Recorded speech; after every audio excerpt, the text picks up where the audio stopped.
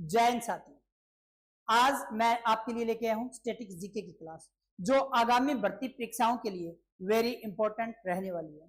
तो हम बात करने वाले हैं स्टैटिक्स जीके के बारे में। तो अगर किसी भाई ने इस चैनल को सब्सक्राइब नहीं किया तो इस चैनल को सब्सक्राइब करें, लाइक और शेयर जरूर करें और इस क्लास को एंड तक जरूर देखें दोस्तों। तो हमारा जो सबसे पहला क्वेश्चन है वो कौन सा है कि प्रसिद्ध कढ़ाई की कला गोटा का संबंध किस राज्य से है दोस्तों।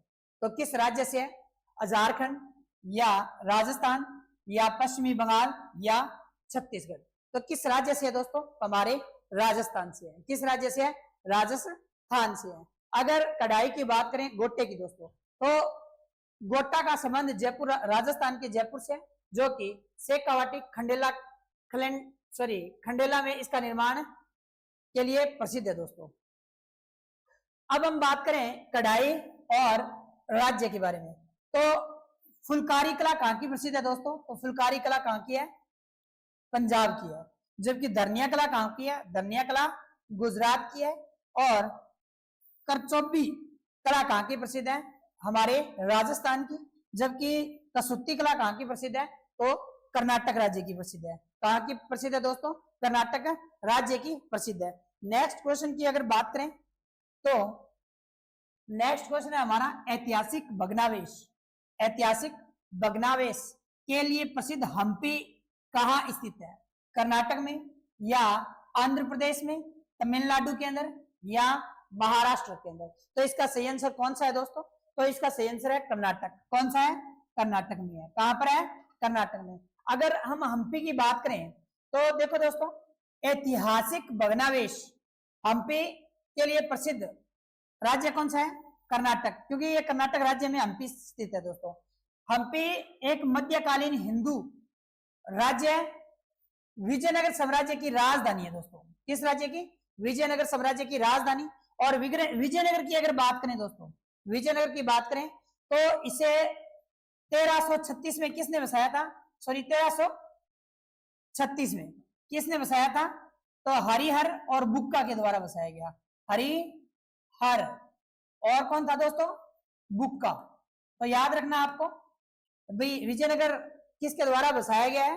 तो हरिहर और किसके द्वारा? बुक्का के द्वारा। कब बसाया गया था?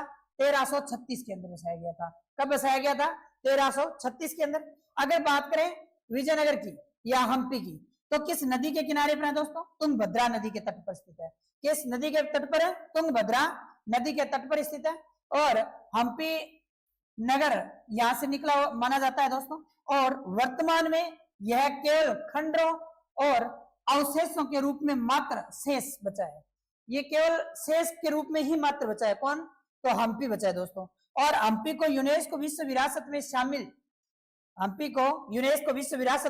कब किया गया था? तो ये भी आपको याद रखना है, 1986 के अंदर इसे यूनेस्को विश्व विरासत में क्या किया गया था? शामिल किया गया था। अब हम्पी की अगर बात करें दोस्तों, तो हम्पी ये है दोस्तों। हम्पी कौन सा है? ये हम्पी है। तो ये हाथियों के पीछे एक रथ जुड़ा हुआ है। किसके पीछे? हाथियों के पीछे। कृष्णदेवराय काल का ये हम्पी है दोस्तों। और कई बार ये क्वेश्चन भी पूछ सकते हैं कि हम्पी जो स्तूप है या हम्पी है वो कितने नोट पर छपा होता है? तो याद रखना मित्रों, 50 के नोट पर ये छपा होता है। कितने के नोट पर होता है? 50 के नोट पर। अब हम बात करते हैं नेक्स्ट क्वेश्चन के बारे में। तो नेक्स्ट क्वेश्चन कौन सा है? नेक्स्ट क्वेश्चन है statue of unity. Statue of unity निम्नलिखित में से किस राज्य में स्थित है? निम्नलिखित में से किस राज्य में स्थित है? तो पश्चिमी बंगाल, कर्नाटक या गुजरात या असम। तो इसका सही आंसर कौन सा हो सकता है? गुजरात। कौन सा है? गुजरात। क्योंकि स्टैच्यू ऑफ यूनिटी की अगर बात करें दोस्तों, तो गुजरात राज्य में स्थित है। किस राज्य में? गुजरात राज्य में स्थित है। और यह सरदार सरोवर बांध के निकट नर्मदा नदी पर क्या है? बनाई गई है। किस नदी पर है दोस्तों? नर्मदा नदी पर। और किस बांध के पास बनाई गई है? सरदार सरोवर बांध के पास। किस बांध के पास? सरदार सरोवर। किस नदी के पास? नर्मदा नदी के पास। स्टैच्यू ऑफ यूनिटी की अगर बात करें तो ये सरदार वल्लभ भाई पटेल की क्या है दोस्तों? ये प्रतिमा है और इन्हीं को क्या है? समर्पित है। इन्हीं को क्या है? समर्पित है। और इस प्रतिमा की ऊंचाई कितनी है दोस्तों? 182 मीटर है। कितनी है? 182 मीटर, जबकि इसके मूर्तिकार का नाम क्या है? तो मूर्तिकार का नाम है Shri Ram ji, Shri Ram V Sutar, sorry Shri Ram V Sutar है दोस्तों। ठीक है, तो अब नेक्स्ट क्वेश्चन की अगर बात करें तो नेक्स्ट क्वेश्चन, सॉरी ये सरदार वल्लभ भाई पटेल जी की क्या है दोस्तों? प्रतिमा है।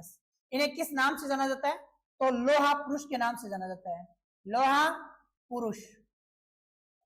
अगर पूछे भारत का विश्व स्मारक किसे कहा जाता है? तो सरदार वल्लभ भाई पटेल को कहा जाता है। सरदार वल्लभ भाई पटेल जी को क्या कहा जाता है? लोहा पुरुष कहा जाता है। और सरदार वल्लभ भाई पटेल को ही क्या कहा जाता है? तो भारत का विश्व स्मारक भी कहा जाता है। अगर आपसे इस प्रकार से भी क्वेश्चन पूछा जा सकता है कि लोहा गर्ल किसे कहा जाता है, या लोहा गर्ल या आयरन लेडी किसे कहा जाता है भारत में? तो आयरन लेडी किसे कहा जाता है? इंदिरा गांधी को कहा जाता है।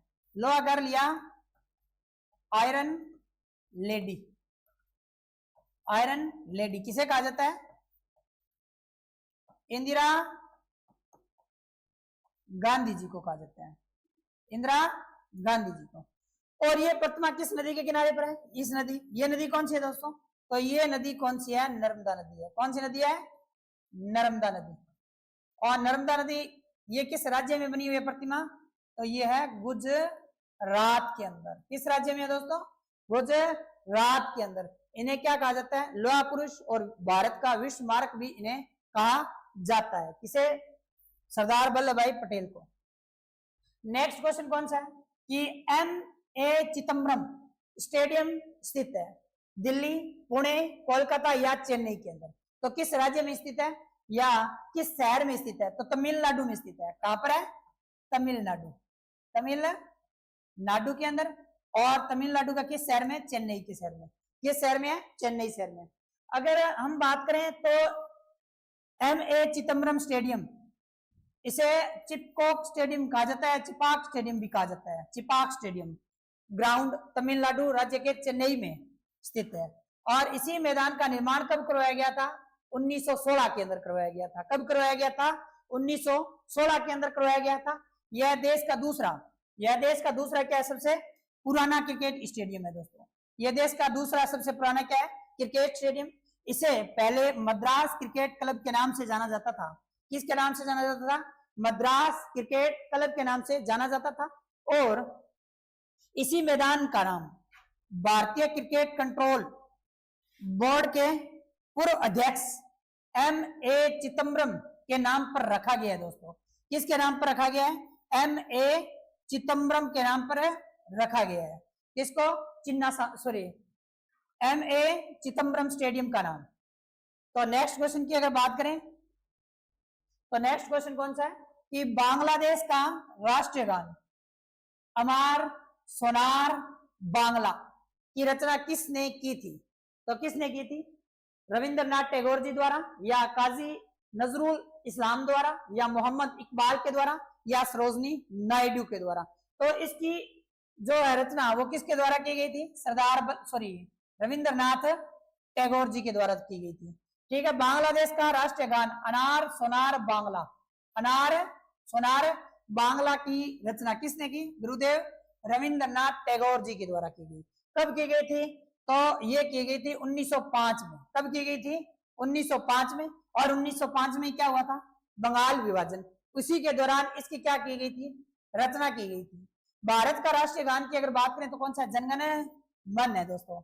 और इसी की रचना किसके द्वारा की गई थी? रविंद्रनाथ टैगोर के द्वारा। लेकिन वर्ष 1913 में इन्हें गीतांजलि कृति के लिए साहित्य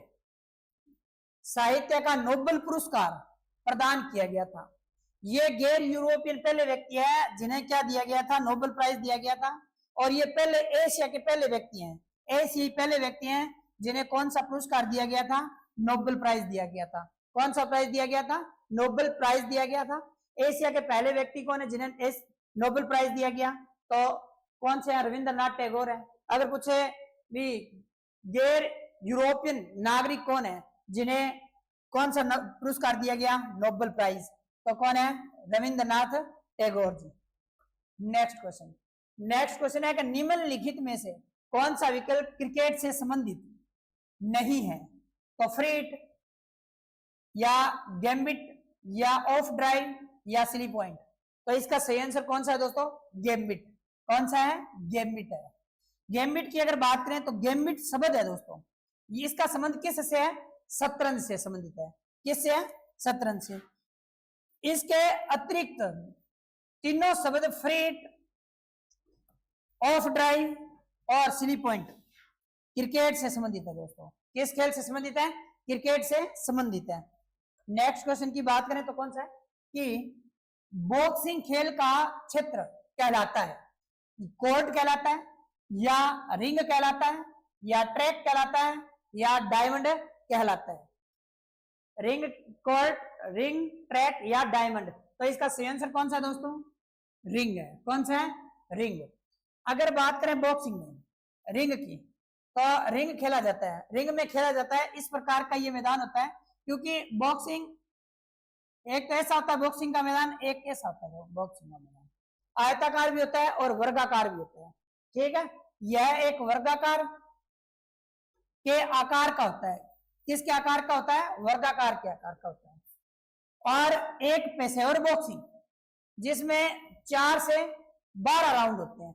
पेशेवर बॉक्सिंग होती है दोस्तों, उसका ग्राउंड वर्गाकार होता है। और जो दूसरी बॉक्सिंग होती है दोस्तों, उसका ग्राउंड कैसा होता है? आयताकार होता है। इस प्रकार से होता है, इस प्रकार से रिंग बना होता है। ठीक है, और प्रत्येक राउंड में विश्राम करने के लिए कितने मिनट दिए जाते हैं? 1 मिनट दिया जाता है। 1 मिनट का क्या है? समय निर्धारण होता है। नॉकडाउन और नॉक आउट बॉक्सिंग की क्या है दोस्तों? शब्दावली है। नॉक डाउन और नॉक आउट किसकी शब्दावली है? तो ये बॉक्सिंग की शब्दावली है। विजेंद्र सिंह की बात करूं तो ओलंपिक पदक विजेता भारत के प्रथम भारतीय मुक्केबाज है। और वो वर्तमान में कौन सी बॉक्सिंग खेलते हैं? तो यही खेलते हैं दोस्तों, मैंने अभी बताया था आपको, पेशेवर बॉक्सिंग। भारत के पहले बॉक्सर हैं जो पेशेवर बॉक्सिंग खेलते हैं। कौन से? विजेंद्र सिंह। कौन है दोस्तों? विजेंद्र सिंह है। नेक्स्ट क्वेश्चन है कौन सा कि निम्नलिखित में से किस खेल में वॉल्टिंग टेबल का प्रयोग किया जाता है या उपयोग होता है? तो वॉल्टिंग टेबल का जो उपयोग होता है वो किस खेल से है? जिम्नास्टिक से या बास्केटबॉल से या स्क्वैश से या फेंसिंग से? तो इसका सही आंसर कौन सा है दोस्तों? तो इसका सही आंसर है जिम्नास्टिक। किस खेल से है? जिम्नास्टिक से है। जिम्नास्टिक की अगर बात करें तो वॉल्टिंग टेबल शब्द का उपयोग जिम्नास्टिक खेल से किया जाता है। जिम्नास्टिक की बात करें तो इससे संबंधित महत्वपूर्ण शब्द हैं, एक तो ब्लॉक्स, एक कोन ऑफ स्विंग, डिस और फ्लेयर्स, की प्लॉन्च और टेरिफ, टम्बल, रैंप आदि किस खेल से संबंधित है? तो आदि किस खेल से संबंधित है दोस्तों? जिम्नास्टिक से संबंधित है। किस खेल से? जिम्नास्टिक से। नेक्स्ट क्वेश्चन कौन सा है कि दिए गए विकल्पों में रनिंग एंड चेसिंग किस खेल की एक अनूठी विशेषता है? तो गोताखोर, गोल्फ, खो खो या ब्रिज? तो किस खेल की अनूठी ये जो है विशेषता है? तो दोस्तों खो खो की है। किस खेल की है? खो खो की। खो खो की अगर बात करें तो रनिंग क्या है दोस्तों? Running and chasing kho kho खेल की अनूठी विशेषता है। खो खो खेल की बात करें तो मैदानी खेलों के लिए सबसे प्राचीनतम रूपों में से एक है, जिसका उद्भव प्राग ऐतिहासिक भारत से माना जाता है। किस भारत से माना जाता है? प्राग ऐतिहासिक भारत से माना जाता है। किसका संबंध माना जाता है? तो खो खो से माना जाता है। किस खेल से माना जाता है? खो खो से माना जाता है। नेक्स्ट क्वेश्चन की बात करें तो देखो, बांगड़ा कहाँ का लोक नृत्य है? बांगड़ा कहाँ का लोक नृत्य है? सभी को पता है ये दोस्तों, तमिलनाडु का है या कर्नाटक या असम या पंजाब? तो इसका सही आंसर कौन सा है? पंजाब। कौन सा है? पंजाब का सही। ये बांगड़ा जो है नृत्य है वो किस राज्य से संबंधित है? पंजाब से। बांगड़ा पंजाब का लोक नृत्य है। कौन सा नृत्य है? लोक नृत्य। यह पुरुषों की प्रधान नृत्य है। आमतौर पर यह नृत्य वैसाखी पर्व पर आयोजित किया जाता है। किस पर्व पर आयोजित किया जाता है? वैसाखी पर्व पर आयोजित किया जाता है।